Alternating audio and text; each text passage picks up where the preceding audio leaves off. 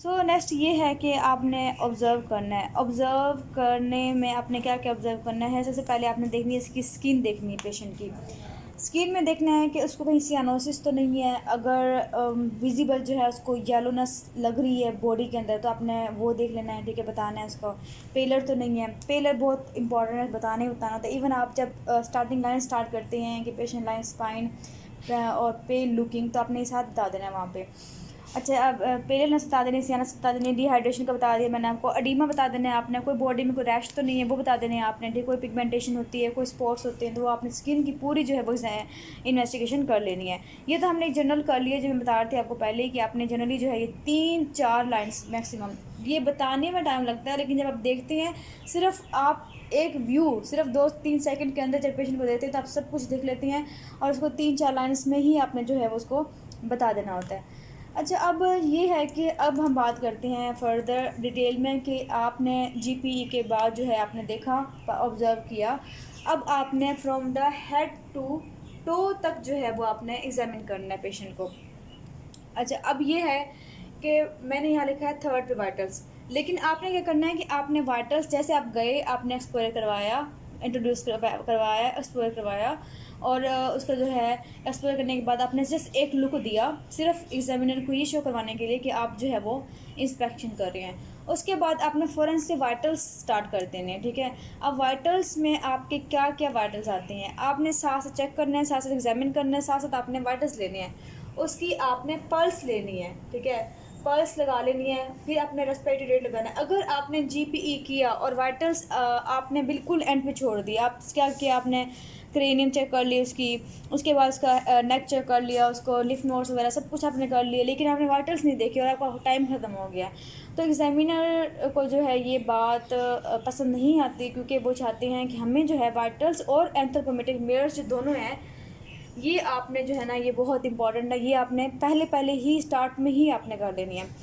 Vitals आपने क्या करना है कि आपने पल्स देख लिया, फिर रेस्पिरेटरी रेट देख ली, और टेम्परेचर देख लेना है उसका, ठीक है, और उसके बाद बीपी मेयर करना है। ये चारों चीज़ें लास्ट में लेनी होती हैं, ठीक है।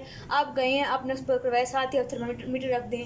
आप गए हैं, आपने जो है उसकी सपोज करें कि आप उसकी क्लबिंग देख रहे हैं उसके हैंड्स में, ठीक है, हैंड्स से मेंशन कर रहे हैं, नेल्स देख रहे हैं, क्योंकि बहुत इंपॉर्टेंट है नेल्स देखना, सियानोसिस देख रहे हैं, तो साथ ही आपने पल्स ले ली, ठीक है, पल्स देख ली, साथ टाइम देख लिया, पल्स के साथ साथ ही आपने रेस्पिरेटरी रेट भी देख लिया, क्योंकि उसका एब्डोमेन तो एक्सपोज है, तो पल्स के साथ ही आपने रेस्पिरेटरी रेट भी देख लिया, और टेम्परेचर के लिए थर्मामीटर पड़ा हुआ है। अच्छा जी, आप ये कर रही हैं वाइटल्स, वाइटल्स के साथ अब हम स्टार्ट करते हैं कि क्रेनियम, क्रेनियम मतलब हेड में आपने क्या क्या देखना है। सबसे पहले अपने हेड का जो है साइज़ देखना है कि बड़ा तो नहीं लग रहा, वो प्रोपोर्शनेट तो नहीं है, ठीक है, उसका बॉसिंग तो नहीं है, ये पोस्टीरियरली तो वो बल्ज नहीं किया हुआ। सो आपने ये देख लिया, साथ आपने फोंटेनालिस देख लेनी है। फोंटेनालिस एंटीरियर पोस्टीरियर दो फोंटेनाली होते हैं। पोस्टीरियर फोंटेनाली मोस्टली जो है 4 मंथ पे ही बंद हो जाता है, ठीक है, क्लोज हो जाता है, लेकिन जो एंटीरियर फोंटेनाली है वो तकरीबन जो है वो थोड़ा सा लेट होता है, तकरीबन 18 मंथ्स तक, अंटिल 18 मंथ्स तक जो है वो क्लोज हो जाता है। अगर बच्चा जो है आपका पेशेंट जो है वो 2.5 साल का, सपोज करें, उसकी अंटीरियर जो है फोंटेनाले वो क्लोज नहीं हुआ, इसका मतलब ये है कि उसका हाइड्रोसेफलस की वजह से जो है वो क्लोज नहीं हुआ। सो ये बहुत इंपॉर्टेंट है, बल्जिंग है या नहीं बल्जिंग। अगर पेशेंट डिहाइड्रेटेड है तो उसका जो अंटीरियर फोंटेनाले होता है वो डिप्रेस्ड होता है, ठीक है, डिहाइड्रेटेड की फॉर्म में। अगर हाइड्रोसेफलस है तो उसका जो अंटीरियर फोंटेनाले वो बल्जिंग होता है, ठीक है। तो आपने बता देना कि बल्जिंग है या नहीं है, वो आपने क्या करना है कि आपने हाथ लगा के देखना है। मैं इसलिए बता रही हूँ कि ये जनरल फिजिकल जो है जनरली आप ऐसे कर रहे होते हैं कि आप इंस्पेक्ट भी कर रहे होते हैं, आप वाइटल्स भी ले रहे होते हैं, आप पालपेट भी कर रहे होते हैं, सब कुछ इसमें कर रहे होते हैं। अब आपने फोंटेनाले चेक कर लिया, ठीक है, सूचर भी देख लेना है कि सूचर जो है वो क्लोज है या नहीं हुई, आप सेपरेट तो नहीं हो गए, क्योंकि स्कल के अंदर जो अगर CSF फ्लूइड बहुत ज़्यादा हो जाए तो सूचर जो है वो क्लोज नहीं होते इसके अंदर ना, तो ये बताना। इसके अलावा हेयर क्या है उसके अंदर, इसके अलावा ब्रूई तो नहीं है। और साथ ही आपने इसके साथ ही हम क्या करेंगे, हमने इसका ऑक्सीपिटो फ्रंटल जो है हमने क्या ले लेना है, सरकमफ्रेंस लेना है। ये सपोज करें कि ये हेड है, ठीक है, हेड है, ठीक है, आपने ये करना है, सपोज करें ऑक्सीपिट है यहाँ पे, ये जो है ये ऑक्सीपिट है, ठीक है, ये ऑक्सीपिट प्रोमिनेंट है। यहाँ से अपने इंची टेप लेनी है, और लेने के बाद पोस्टीरियर प्लेस करनी है। प्लेस करने के बाद आप अंटीरियर लेके आएंगे इस तरह से, तो अंटीरियर बिल्कुल फ्रंटल पे यहाँ से यहाँ तक आपने देखना है, मेजरमेंट करनी है उसकी, और उसको आपने रिकॉर्ड कर लेना। This is very very important in the पीड्स ward कि आपने ऑक्सीपिटो फ्रंटल जो है वो सरकमफ्रेंस लेना है। अच्छा, इसकी रेंजेस जो हैं वो नॉर्मल जो है ये हैं, आपने याद रखनी है कि बर्थ के ऊपर, अब यही याद कर लें आप, क्योंकि वैल्यूज़ बहुत सारी हैं। ऑक्सीपिटो फ्रंटल की हम बात करें तो बर्थ पे कितना होता है, बर्थ पे होता है 37 सेंटीमीटर होता है, इतना होना चाहिए। अगर ये 38 हो गया, 39 हो गया, तो उसका मतलब ये है कि उसको हाइड्रोसेफलस है, उसका जो हेड है वो इलाजमेंट है उसकी, ठीक है। और 6 मंथ में होता है ये 44 सेंटीमीटर, और इसके अलावा जो है 1 ईयर ऑफ एज पे होता है ये 47 सेंटीमीटर, ठीक है। 47 के बाद 2 ईयर्स पे ये हो जाता है 49 सेंटीमीटर, और 2 ईयर्स के बाद हर साल जो है 1 सेंटीमीटर का इजाफा होता है इसके अंदर, तो 1 सेंटीमीटर के लिहाज से बढ़ता है। इसलिए हम अंडर 5 ईयर्स ही हम जो है ना वो ऑक्सीपिटल फ्रंटल चेक कर रहे होते हैं। अच्छा, आपने ये ना ये साथ ही ले लिया इसके क्रीनियम का ना, तो हमने देख लिया कि इसमें अगर उसकी जो वैल्यू है वो हमारे रिकमेंडेशन से ज़्यादा आ रही, तो हम कहते हैं कि मैक्रोस्फेली, अगर कम आ रही तो हम कहते हैं मैक्रोस्फेली, तो हम ये साथ ही बता देना होता है इसके अंदर, ठीक है। अब क्रेनियम आपने चेक कर ली, उसके बाद आपकी अगर हम थोड़ा सा नीचे मूव करें तो आपकी आ जाती हैं ईयर्स। तो ईयर्स में मेनली क्या देखना होता है कि पिना किस डेवलप है, मतलब वो छोटे तो नहीं रहेगी, कंजेंटली प्रॉब्लम तो नहीं है, या फिर इसमें कोई है मास्टोड का प्रॉब्लम तो नहीं है, ठीक है, वहाँ स्वेलिंग तो नहीं है, इसके अलावा कोई इन्फेक्शन तो नहीं है। ये अपनी जनरल सी चीज़ें जो है इसके अंदर देखनी होती है। फिर आप आते हैं फेस तरफ। Face is very very important. Face को चेक करना कि आपने देखना फेस के अंदर कोई सिमेट्री जो है उसकी वो ख़राब तो नहीं होगी, क्योंकि अगर साउंड पास हुई होती तो पता है कि आपको फेस जो है वो डेविएटेड हो जाता है, ठीक है। इसके अलावा अगर बच्चा रो रहा है तो उसकी मूवमेंट कैसी है, ठीक है। साथ ना पारसी होती है अगर, तो उसमें क्या होती है कि उसमें जो मुंह है पूरी तरह क्लोज नहीं हो पा रहा होता। अच्छा, इसके अलावा कोई भी इसके अलावा अगर बच्चा मंगोलिज्म का है, डाउन सिंड्रोम का अगर पेशेंट है, तो उसमें क्या होता है कि आप जब जाएंगे ओपीडी तो आप काफ़ी सारे पेशेंट देखेंगे, मंगोलिज्म के पेशेंट देखेंगे, डाउन सिंड्रोम के। उसकी बहुत ही कैरेक्टरिस्टिक फीचर्स होती हैं। अगर मैं 3-4 बताऊँ कि इसमें क्या होता है कि एपिकैंथल फोल्ड होते हैं इसके, और जो होती है डिप्रेस ब्रिज होती है नोज़ की। इसके अलावा टंग जो होती है थोड़ी सी इनकी ज़्यादा बड़ी होती है, विजिबल टंग होती है, और इसके अलावा ना इसके हैंड पे क्रीज होते हैं, और इनके जो ईयर्स होते हैं वो लो सेट होते हैं। लो सेट ईयर का मतलब ये है कि ये अगर आइज़ सपोज करें, ये आइज़ हैं, तो आइज़ की लाइन में अगर हम जाते हैं तो ईयर का 1/3 जो है वो इसमें आ रहा हो, ठीक है।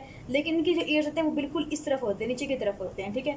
तो ये हमें जो है आइडिया हो जाता है कि इनकी ईयर्स से जो है फेस से ईयर से हम आइडिया कर लेते हैं कि मंगोलिज्म तो नहीं है। तो अपने फेस लास्ट में देना है। इसके अलावा फेस में क्या देना है, फेस में पफिनेस देखनी है। Puffiness is very very important, क्योंकि नेफ्रोटिक सिंड्रोम में जो है पूरा बच्चा खुला हुआ होता है। इसके अलावा कुशिंग गोल्ड सिंड्रोम में क्या होता है, पूरा फेस जो है वो मून फेसिस हुआ होता है। सो इसके ना फेस बहुत ज़्यादा इंपॉर्टेंट है, इसी से आप बता सकते हैं। सो आपने ये चेक कर लिया। उसके बाद आपने देख ली आइज़। आइज़ में क्या देना है, वो पफिनेस देखनी है, क्योंकि मेनली जो है पेरी ऑर्बिटल पफिनेस होती है नेफ्रोटिक के अंदर, और ये पेशेंट काफ़ी सारे आई भी होते हैं। मंगोलिज्म का देखना है कि उनकी जो है वो आई जो है वो थोड़ी स्लैंट अपवर्ड होती हैं, आपको पता होगा, ठीक है। ये होती है कि एपिकैंथल फोल्ड तो नहीं है, कोई डिस्चार्ज तो नहीं है, कोई लैक्रिमेशन तो नहीं है। लेकिन सबसे इंपॉर्टेंट बात ये, अगर न्यूनेट है उसके अंदर जॉन्टस देखना बहुत इंपॉर्टेंट है। बड़े ही आराम से जो है उसकी येलो स्क्लेरा होती है, और पेशेंट बता रही होती है कि इसको जो है इसकी जो है आंखें जो हैं वो पीली हो गई हैं, ठीक है। तो बड़े आराम से बता रहे होते हैं वो, कोई कोर्निया का मसला तो नहीं, स्क्वींट तो नहीं है। अब स्क्वींट क्यों होता है, क्योंकि अगर कहीं ना पास सपोज करें कि उस पेशेंट को जो है वो सीपी का बच्चा है, ठीक है, तो उसमें कोई ना कोई अगर अबनॉर्मलिटी है करेनिया नर्व की,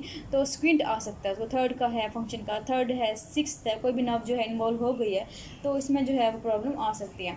अच्छा, ये तो हमने देख लिया जी, हमने ईयर्स देख लिए, आइज़ देख लिए। अब हम चलते हैं नोज़ की तरफ। तो अगर तो हम नोज़ तरफ देखते हैं, ठीक है। नोज़ में आपने क्या देखना है कि इसमें क्या होता है कि अगर रेस्पिरेटरी डिस्ट्रेस वाला पेशेंट आता है तो उसकी फ्लेयरिंग होती है। फ्लेयरिंग क्या होती है कि नाक जो है वो थोड़ा सा ऐसे बड़ा बड़ा सा लग रहा होता है, ठीक है।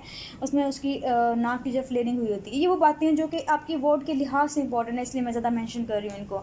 इसके अलावा जो है आपने देखना है कि उसकी जो नोस्ट्रिल में इन्फेक्शन तो नहीं है, कोई डिस्चार्ज तो नहीं है, वो सिंपल सी बातें वो आपने बता देनी है। लेकिन मेन जो है अपनी फ्लेयरिंग देखनी होती है।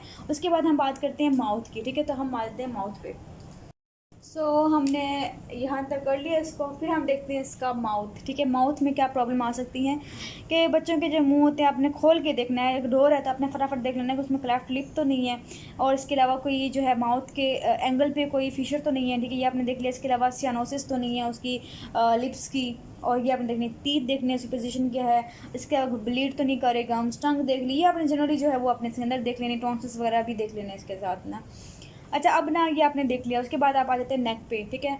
अब नेक पे आपने क्या देखना है कि जो नेक होती है उसमें क्या क्या हो सकते हैं। सबसे पहली इंपॉर्टेंट बात ये है कि वहाँ पे ना एक टर्नर सिंड्रोम होती है। आप जब ओपीडी जाएंगे टर्नर सिंड्रोम के पेशेंट भी आते हैं, रेयर होते हैं लेकिन आते हैं।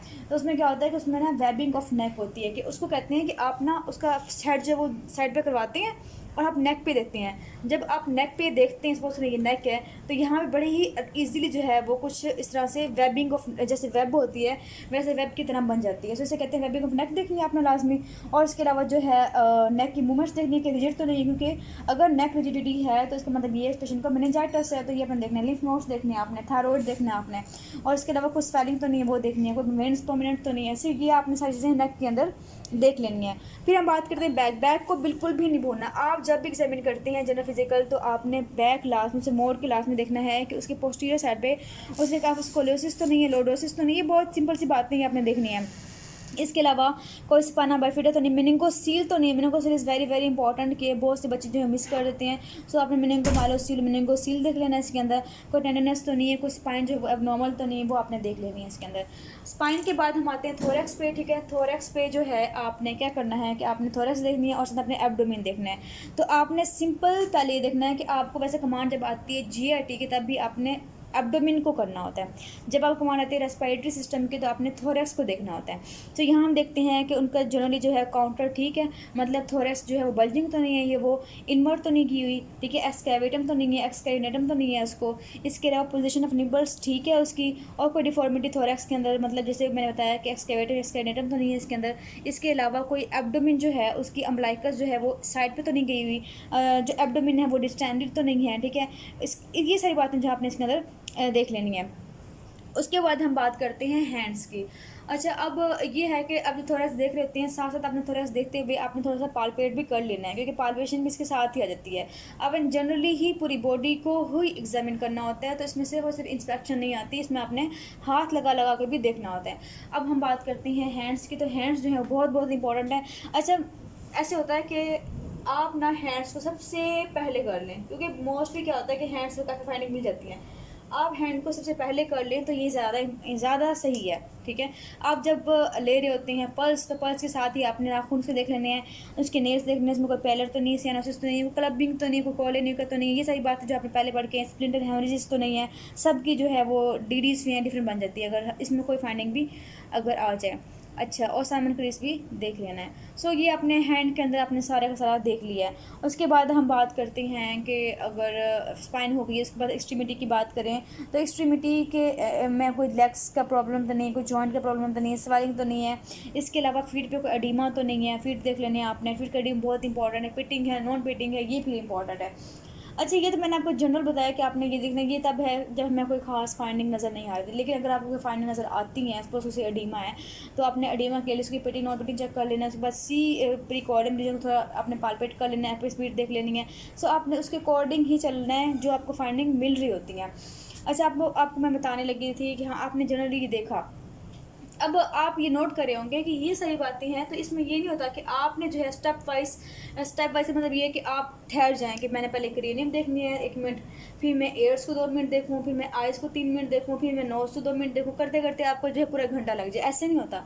आपने जनरल लुक देनी होती है, जहाँ फाइंडिंग मिली, जहाँ उसका हेड से ज़्यादा अपने अंतरमिडिएट मिरर्स ले लेने हैं। इसमें आपने क्या लेना होता है कि आपने ऑक्सीपिटल फ्रंटल ले लिया, ठीक है।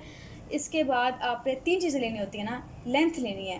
अच्छा, लेंथ क्या होती है, हम तो एक हाइट लेते हैं ना, लेंथ ये होती है कि 2 साल से जो छोटे बच्चे होते हैं, 2 साल छोटे बच्चे जो होती हैं, उनकी हम लेंथ लेते हैं, उनको वो लेटर रहती हैं, ठीक है। यहाँ बुक रखते हैं, सेकंड यहाँ बुक रखते हैं, ताकि वो जो है एक वो एरिया कवर हो जाए उसका, और हमें ईजी हो करना ना। और उसके बाद जो है हम वहाँ पे उसकी मेजरमेंट ले लेते हैं। Length is very very important. अगर लेंथ शॉर्ट है, इसका मतलब ये है कि उसे कोई क्रोनिक प्रॉब्लम चल रही है। सो अगर मैं लेंथ की बात करूँ कि नॉर्मल कितनी होती है लेंथ, बर्थ पे जो लेंथ होती है वो होती है 50 सेंटीमीटर होनी चाहिए। बर्थ पे कितनी होती है, 50 सेंटीमीटर होती है। और 1 ईयर ऑफ एज पे ये 75 सेंटीमीटर हो जाती है। 2 साल पे ये 85 सेंटीमीटर हो जाती है, ठीक है। 3 साल पे जाके ये 100 सेंटीमीटर करीब हो जाती है। सो 95 कर लें, ठीक है। इस तरह से जो है इसका डिफरेंस पड़ता है, सो ये आपने याद कर लेने हैं। ये इसकी जो है वो हाइट लेंथ जो है वो बहुत इंपॉर्टेंट है। 2 साल से छोटे बच्चों में हमने लेंथ चेक करनी होती है।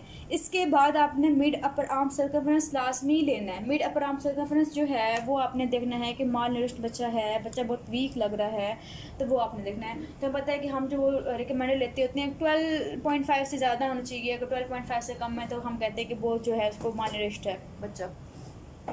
अच्छा, ये आपने इसके अंदर एंथ्रोपोमेट्रिक मिरर्स भी ले लिए हैं। सो ये जनरल फिजिकल एग्जामिनेशन थी जो कि हमने कम्प्लीटली कर ली है।